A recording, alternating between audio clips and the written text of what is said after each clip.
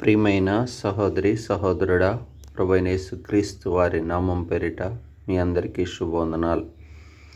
ఈ ఉదయకాలము పరిశుద్ధ గ్రంథంలో నుంచి అపోస్తలుల కార్యములు 3వ అధ్యాయము 26వ వచనాన్ని ధ్యానాంశముగా తీసుకుందాం.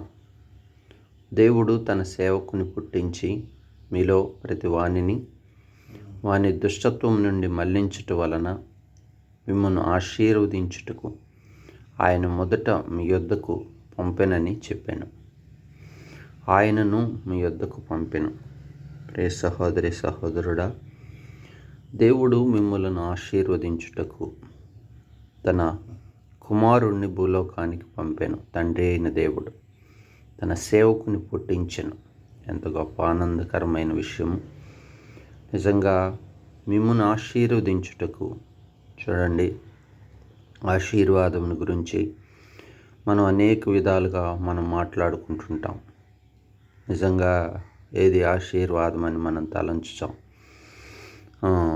భూమి మీద భౌతికంగా మనం ఆర్థిక అభివృద్ధి పొందటం, ఇల్లు కట్టుకోవటం, భూములు సంపాదించుకోవటం, పెళ్ళిళ్ళు చేసుకోవటం, ఉద్యోగాలు రావటం, ఇంకా భౌతికంగా ఏవి జరిగినా వాటిని గురించి మనం తలంచి అంటాం, ఎంత బాగా ఆశీర్వదించబడుచున్నారు వాళ్ళు, వారి కుటుంబం అని తలంచుంటాం. నిజంగా దేవుడు ఇచ్చే ఆశీర్వాదం అలాంటిది కాదు. ఏదంటే ఆయన చెప్పే ఆశీర్వాదం మీలో ప్రతివానిని దుష్టత్వం నుండి మళ్లించుట వలన, దుష్టత్వం నుంచి విడిపించబడటం, అది పరలోక సంబంధమైన ఆశీర్వాదం, ఆత్మ సంబంధమైన ఆశీర్వాదం. దేవుడిచ్చే ఆశీర్వాదం అంత గొప్పది. ఆశీర్వాదం ఎలాంటిదంటే అపవిత్రత నుంచి, కాముకత్వం నుంచి, దుష్టత్వం నుంచి, దుర్మార్గత నుంచి, పాపం నుంచి విడుదల దయచేసేది. ఎందుకంటే తన కుమారుణ్ణి పంపాడు. ఆ కుమారుడు మనకిచ్చే ఆశీర్వాదం ఏంటంటే పరలోక సంబంధమైన ప్రతి ఆశీర్వాదం మనకు అనుగ్రహిస్తున్నాడని గలతీలో 1వ అధ్యాయంలో చెప్తాడు. జగత్తు పునాది వేయబడకమునిపే దేవుడు మనల్ని ఏర్పరచుకొని ఆ దుష్టత్వం నుంచి మళ్లించబడటం. అవును కదా. పరిశుద్ధ గ్రంథంలో కూడా మనం చూస్తాం. లోకాసువార్తలో ఒక వ్యక్తి ధనవంతుడు సమృద్ధిగా పంటను పండించుకొని కొట్టలో ధాన్యం సిద్ధపరచుకొని ఉంచి రాత్రి వేళ తినుము త్రాగుము సుఖించుము, ఏమీ బాధ లేదనుకుంటున్నప్పుడు దేవుడు ఆ రాత్రి తనతో మాట్లాడతాడు. ఈ రాత్రి నీ ప్రాణమును అడిగితే నీవు సంపాదించినవి ఏమనివ్వగును. అవును కదా. దుష్టత్వం నుంచి మళ్లించకుండా, పాపం నుంచి విడుదల పొందకుండా భౌతికంగా ఏ ఆశీర్వాదాన్ని పొందినా దానివల్ల ఏ ప్రయోజనము లేదు ప్రియుడా. అందుకే దేవుని వాక్యం చెప్తుంది, దేవుడు మనకిచ్చే గొప్ప ఆశీర్వాదం ఏంటంటే మనము మన ఇంటివారు దుష్టత్వం నుంచి మళ్లించబడాలి. అనగా దుష్టుడి చేతిలో నుంచి, సాతాను చేతిలో నుంచి, అపవాది క్రియల నుంచి మనం విడుదల పొందితే అదే పర సంబంధమైన గొప్ప ఆశీర్వాదం. అది పరమ జీవమునిస్తుంది. పరలోకములో దేవునితో మహిమ సంబంధమైన ఆయనతో కూర్చుండబెట్టుకునే అనుభవంలోకి వస్తాం. ఆ మహిమ కిరీటాన్ని, నీతి కిరీటాన్ని సంపాదించుకోగలుగుతాం.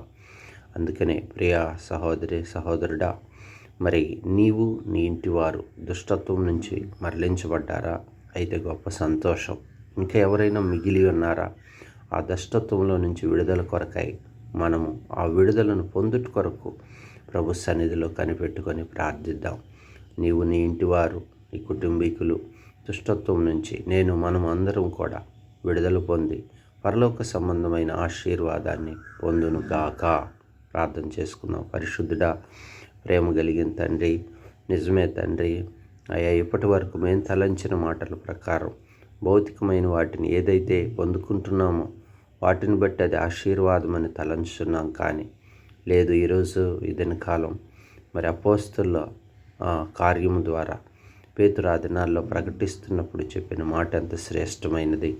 నిజంగా దుష్టత్వం నుంచి మళ్లించబట్టే మీకు ఇచ్చేటువంటి పరలోక సంబంధమైన ఆశీర్వాదం అది గొప్పదని మీరు పలికినందుకై స్తోత్రాలు. అట్టి ఆశీర్వాదం మా కుటుంబాల్లో, మా బిడ్డల్లో ఉండుటకు మీరు మాకు సహాయం చేయి. దుష్టత్వం నుంచి మళ్లించబట్ట ఆ క్రియను మీరు జరిగించండి తండ్రి. ప్రతి వాణిని అలాగ మీరు జరిగించి మీ నామానికే మహిమ తెచ్చుకోండి. ప్రభా, సంఘమును కాయము, సంఘములో ఉన్న ప్రతి బిడ్డ యొక్క ఆధ్యాత్మిక జీవితాన్ని మీరు కడుతూ రండి. యవనకాల బిడ్డల భవిష్యత్తును దీవిస్తురండి. వ్యాధిగ్రస్తులను స్వస్థపరచుము తండ్రి. సంపూర్ణమైన ఆరోగ్యాలు మీరు అనుగ్రహించు. మీ కృపలో బలపరుస్తూ దీవెనకరమైన ఆశీర్వాదములను మీరు దయచేయమని, మీ నామానికి మహిమ తెచ్చుకొనమని, ఈ దినమంతా మీ కృపలో బలపరచమని యేసు నామమున ప్రార్థించి స్తుతించి అడిగి వేడుకుంటున్నాం తండ్రి. ఆమేన్.